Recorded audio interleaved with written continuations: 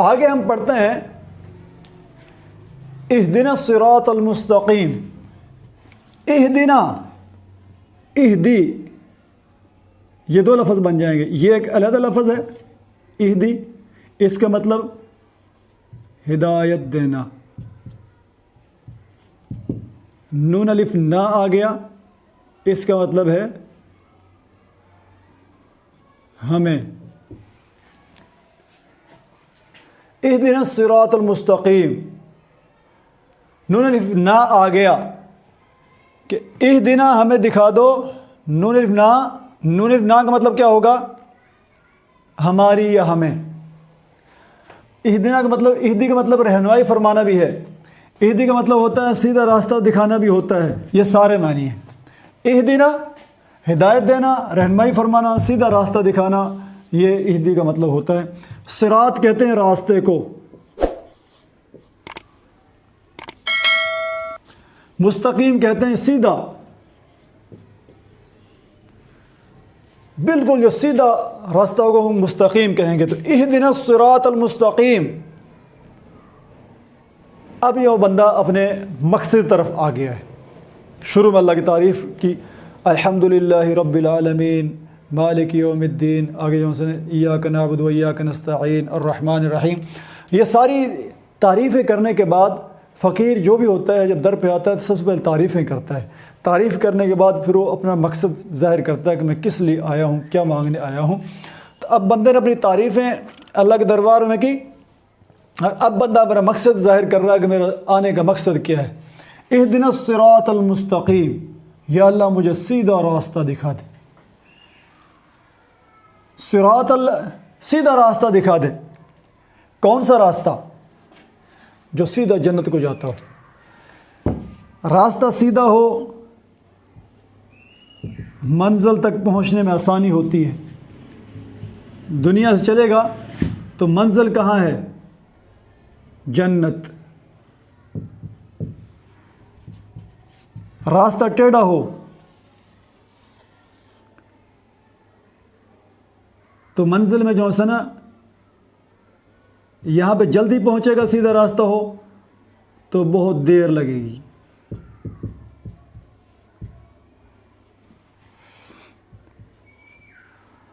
اور راستہ اگر ہو ہی، اور راستہ اگر رخ ہی تبدیل ہو جائے تو بعض اوقات یہ جہنم میں بھی چلا جاتا ہے. راستے کا تھوڑا سا اینگل چینج ہونے کی وجہ سے یہ کہیں سے کہیں نکل جاتا ہے. تو اہدنا الصراط المستقیم، یا اللہ مجھے سیدھا راستہ دکھا جو سیدھا جنت کی طرف لے کے جائے گا. اب یہاں پہ بات کیا ہو رہی ہے؟ حقیقت میں اس میں یہاں پہ بات راستے کی نہیں ہو رہی. حقیقت میں بات کیا ہو رہی ہے کہ مجھے ایسے اعمال کرنے کی توفیق عطا فرما جو سیدھا مجھے جنت کی طرف لے کے جائیں، اور ایسے اعمال سے بچنے کی توفیق عطا فرما جو میرے راستے کو میں رکاوٹ بنے. یہ جو اونچا نیچا اونچا نیچا اونچا، یہ گناہ ہے. گناہ، ایک آدمی گناہ سے بچتا جا رہا ہے، اعمال کرتا جا رہا ہے، اس کا راستہ بالکل سیدھا ہے. ایک بندہ گناہ میں تب لگ جاتا ہے تو اس کا راستہ جہنم کی طرف بن گیا. اب بعض اوقات پھر وہ گناہ سے بچے گا، توبہ کرے گا، پھر راستے پہ آئے گا. پھر دوسرے گناہ پہ لگ گیا، پھر راستے پہ آئے گا. اور بعض اوقات گناہ کرتا کرتا کرتا کرتا پہلے وہ سیدھا جہنم میں چلا جاتا ہے. جہنم میں بہت عرصہ رہنے کے بعد پھر وہ منزل پہ پہنچتا ہے. تو یہاں گویا کیا مانگ رہا ہے کہ یا اللہ مجھے اپنی منشا کے مطابق زندگی گزارنے کی توفیق عطا فرما. اہدنا الصراط المستقیم. تو یہ بات سمجھ آ گئی کہ یا اللہ مجھے سیدھا راستہ دکھا. مطلب کیا کہ یا اللہ مجھے گناہوں سے پاک، بالکل اعمال والا سیدھا راستہ دکھاؤ جو مجھے سیدھا جنت کی طرف لے کر جائے. صراط الذین انعمت علیہم، ان لوگوں کا راستہ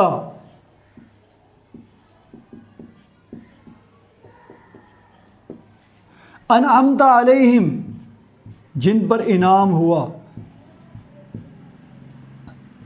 جن پر باب محاورہ ترجمہ کیا، چل باب محاورہ ترجمہ آخر میں کروا دوں گا.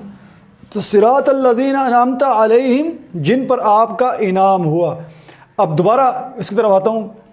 سیدھا راستہ مانگ لیا، ایسا راستہ جس میں گناہ نہ ہو اور جس میں نیکیاں ہوں، یا گناہ ہوں تو اس سے توبہ ہو جائے فوراً، ایسا راستہ ہو.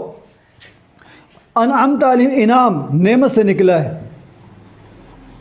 نعمت سے مطلب کیا؟ راستہ ہو جس میں ساری نعمتیں بھی موجود ہوں. یہ راستہ ہے. اس راستے کو میں تھوڑا سا اور لمبا کروں. لاہور سے کراچی تک کا سفر فرض کروایا. یہ راستہ سیدھا ہوگا، منزل میں پہنچنے میں آسانی ہوگی.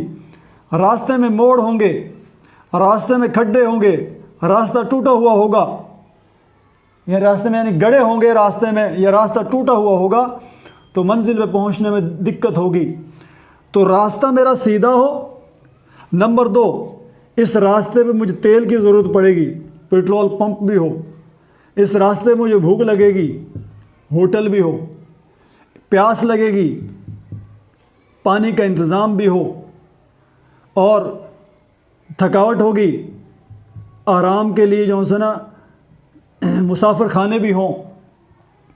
اور جو میرا ہو سکتا ہے گاڑی میں کوئی خرابی ہو جائے تو مکینک کی دکان بھی ہو. یعنی جس چیز کی مجھے راستے میں ضرورت پڑے وہ ساری چیزیں موجود بھی ہوں. تو اس کو ہم کہیں گے صراط المستقیم الذین انعمت علیہم.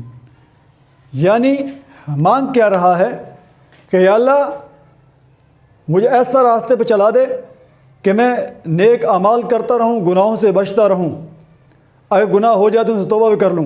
اور ساتھ جو میری زندگی کے لیے مجھے لباس چاہیے، مجھے گھر چاہیے، مجھے کھانا چاہیے، مجھے اپنے بچوں کے پالنے کے لیے جو ہے پیسے چاہیے، اور مجھے زندگی میں بیمار ہو جاؤں گا مجھے صحت کے لیے اخراجات چاہیے، اور مجھے زندگی گزارنے سے متعلق جتنی چیزوں کی ضرورت پڑے وہ ساری چیزیں مجھے عافیت کے ساتھ ملتی جائیں، اور میں نیک اعمال کرتا جاؤں اور سیدھا جنت تک پہنچ جاؤں.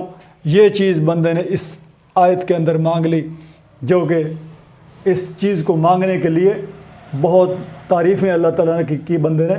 پھر یہ چیزیں مانگی جو کہ آج تک ہمیں پتہ ہی نہیں ہے کہ ہم مانگتے کیا ہیں. روزانہ پڑھتے جا رہے ہیں اہدنا الصراط المستقیم. ہم نے دنیا کی تمام نعمتیں بھی مانگ لی، اور آخرت کی سب سے بڑی نعمت جنت الفردوس، گویا کہ اس منزل تک پہنچنے کا راستہ بھی اللہ سے مانگ لیا. یہ آگے اس میں ایک اور بات، انعمت علیہم، ان لوگوں کا راستہ کون سا راستہ ہے؟ انعمت علیہم، جن لوگوں پر آپ کا انعام ہوا. انعام کن پر ہوا؟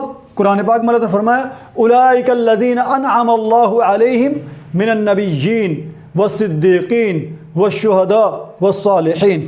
مطلب کیا کہ یا اللہ مجھے ایسا راستہ دکھا دے جو انبیاء کا، صدیقین کا، شہداء کا اور صالحین کا راستہ ہے. انبیاء، صدیقین، شہداء، صالحین کا راستہ مانگ رہا ہے کہ یا اللہ ان کا راستہ مجھے عطا فرما دے. ایک اور بات یہاں پہ، ایک نقطہ، اہدنا الصراط المستقیم. یا اللہ ہم اس کا مطلب ترجمہ کر سکتے ہیں ہم. چلو پہلے با محاورہ ترجمہ کر لیتے ہیں، اس کے بعد میں کروا دیتا ہوں.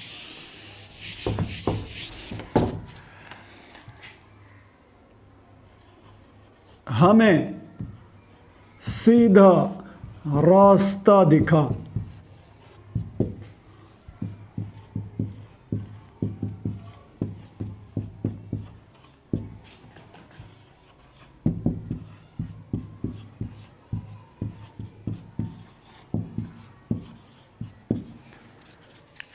تو بامحاورہ ترجمہ، اے اللہ ہمیں سیدھا راستہ دکھا، ان لوگوں کا راستہ جن پر آپ کا انعام ہوا.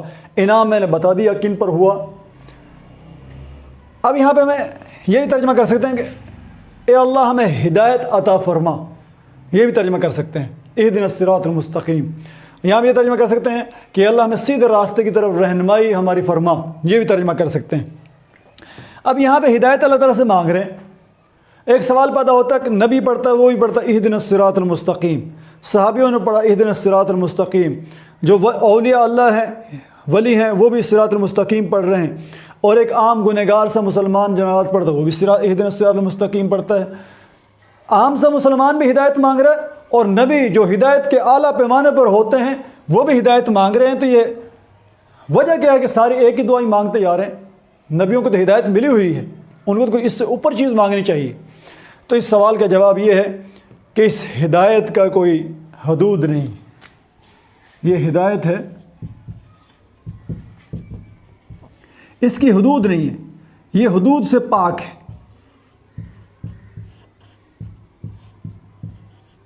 یہ حدود سے پاک ہے۔ ایک ہوتا ہے کسی چیز کی حد ہو، وہ محدود ہو جاتی ہے، اس سے باہر اس کی گنجائش نہیں ہے۔ ہدایت کی کوئی حد نہیں ہے۔ ہدایت ایک ایسی چیز ہے جو بڑھتی جاتی ہے۔ اہدنا الصراط المستقیم، ایک بے نمازی پڑھتا ہے اہدنا الصراط المستقیم، تو اس کا مطلب کیا ہے کہ اس کو نماز پڑھنے کی توفیق مل جائے۔ 2 نمازیں پڑھنے والا کہہ رہا ہے اہدنا الصراط المستقیم، اس کو 3 نمازیں پڑھنے والی توفیق مل جائے۔ 5 وقت کا نمازی کہتا ہے کہ اہدنا الصراط المستقیم، مطلب کیا؟ نمازوں کے اوپر مجھے نوافل پڑھنے کی توفیق مل جائے۔ نوافل پڑھنے والا وہ کہ اہدنا الصراط المستقیم، تو وہ جو نا مجھے نمازوں کے ساتھ ساتھ نوافل کے ساتھ ساتھ قرآن پاک کی تلاوت کرنے کی توفیق مل جائے، مجھے صدقہ خیرات کرنے کی توفیق مل جائے۔